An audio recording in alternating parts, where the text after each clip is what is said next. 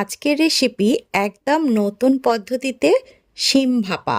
নমস্কার বন্ধুরা, আরও একটি নতুন রেসিপিতে আপনাদের সবাইকে স্বাগত।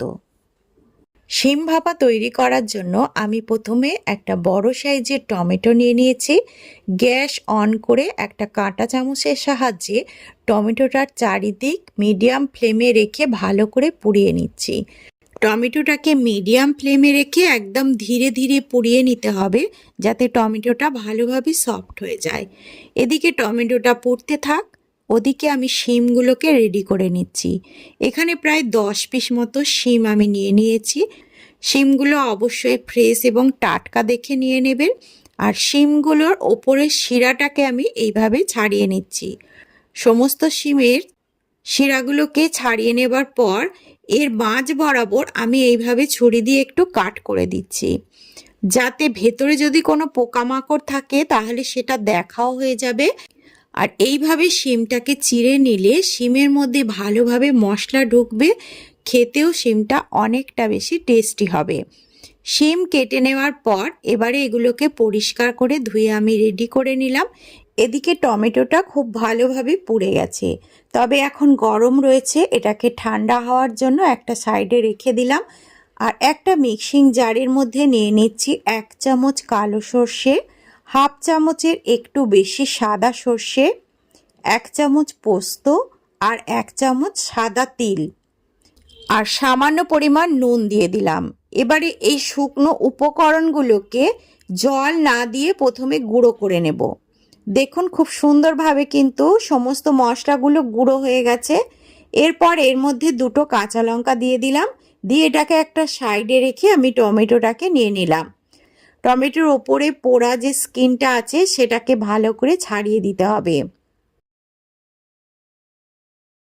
স্কিনটা ছাড়িয়ে নেওয়ার পর এই পোড়া টমেটোটাকে আমি মিক্সিং জারের মধ্যে দিয়ে দিচ্ছি। প্রয়োজন হলে অল্প পরিমাণে জল দিয়ে এর একটা মিহি পেস্ট তৈরি করে নিলাম। মশলাটাকে আগে থেকে তৈরি করে রেখে দেবেন, তাতে সর্ষের তেতো ভাবটা চলে যাবে। মশলা রেডি করে রেখে চলে এলাম রান্নার পদ্ধতিতে। এখন কড়াইয়ের মধ্যে আমি দিয়ে দিচ্ছি প্রায় 1.5 টেবিল চামচ মতো সর্ষের তেল। সর্ষের তেলেতেই এই রান্নাটা করতে হবে। তেলটাকে গরম করে নেওয়ার পর এর মধ্যে দিয়ে দিলাম কেটে রাখা শিমগুলো দিয়ে তেলের মধ্যে এইগুলোকে নাড়াচাড়া করে নিলাম। তারপর এর মধ্যে দিয়ে দিচ্ছি অল্প পরিমাণে নুন এবং হলুদ। নুন হলুদটাকে শিমের সঙ্গে ভালো করে মাখিয়ে দিলাম। তারপর গ্যাসের ফ্লেমটাকে লোতে রেখে ঢাকা দিয়ে দিয়ে শিমটাকে বেশ ভালো করে ভেজে নেব। 3 থেকে 4 মিনিট সময় ধরে শিমটাকে আমি ঢাকা দিয়ে নাড়াচাড়া করে ভেজে নিয়েছি। এখন দেখতেই পাচ্ছেন শিমের কালারও চেঞ্জ হয়ে গেছে। শিমগুলো প্রায় 90% মতো সেদ্ধ হয়ে গেছে। এখন শিমগুলোকে আমি তুলে নিচ্ছি এবং ঠান্ডা করার জন্য রেখে দিচ্ছি। শিম ভাপাটা তৈরি করার জন্য আমি এরকম একটা চৌকো টিফিন বক্স নিয়ে নিয়েছি। যে কোনো ঢাকা দেওয়া পাত্র এখানে নিয়ে নিলেই হবে। আর টিফিন বক্সের মধ্যে আমি তৈরি করে রাখা মিশ্রণটাকে ঢেলে দিলাম। আর সাথে মিক্সিং জার ধোয়া অল্প পরিমাণে জল দিয়ে দিলাম। তারপর এর মধ্যে দিয়ে দিলাম স্বাদ অনুযায়ী নুন আগেও ব্যবহার করেছিলাম, তাই বুঝে একটু নুনটা দিতে হবে। দিয়ে দিলাম চামচেরও কম হলুদ গুঁড়ো এবং হাফ চামচেরও কম লঙ্কার গুঁড়ো। লঙ্কাটা আপনারা আপনাদের স্বাদ অনুযায়ী দেবেন। আর 1 চামচ মতো সর্ষের তেল দিয়ে দিলাম। দিয়ে সমস্ত মশলাটাকে বেশ ভালো করে মিশিয়ে নিলাম। সব কিছু মিশিয়ে দেওয়ার পর টেস্ট ব্যালেন্স করার জন্য কয়েক দানা চিনি দিয়ে দিলাম। এটা অবশ্যই দেবেন, তাহলে শিম ভাপার টেস্টটা অনেক গুণ বেড়ে যাবে। সব কিছু মিশিয়ে দেওয়ার পর একে একে আমি এই শিমগুলোকে দিয়ে দিচ্ছি। বন্ধুরা, আজকের রেসিপি যদি আপনাদের ভালো লেগে থাকে তাহলে অনুরোধ রইল চ্যানেলটিকে সাবস্ক্রাইব করে ভিডিওটিকে একটি লাইক করার জন্য। শিমগুলোকে দিয়ে তারপর মশলার সঙ্গে খুব ভালোভাবে মাখিয়ে দিতে হবে, যাতে সমস্ত শিমগুলো মশলার মধ্যে বেশ ভালো করে ডুবে যায়।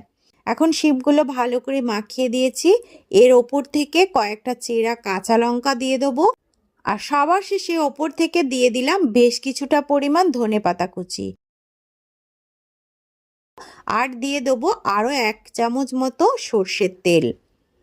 তারপর টিফিন বক্সের ঢাকাটা বন্ধ করে অপর দিকে কড়াইয়ের মধ্যে বেশ খানিকটা জল আমি গরম হতে দিয়ে দিয়েছি।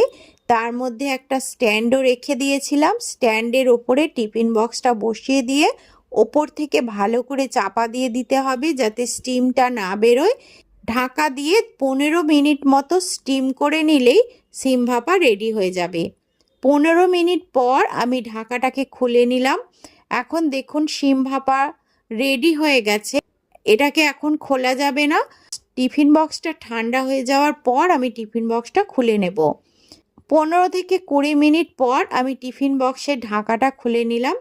এখন দেখতেই পাচ্ছেন যে শিম ভাপাটা কত সুন্দরভাবে তৈরি হয়েছে। খাবার সময় এর ওপর থেকে অল্প একটু সর্ষের তেল দিয়ে তারপরে ভালো করে মিশিয়ে নিতে হবে। আর মিশিয়ে নিলেই তৈরি হয়ে যাবে একদম নতুন স্বাদের এই শিম ভাপার রেসিপি। আজ তাহলে এই পর্যন্তই। দেখা হবে পরবর্তী রেসিপিতে। ধন্যবাদ।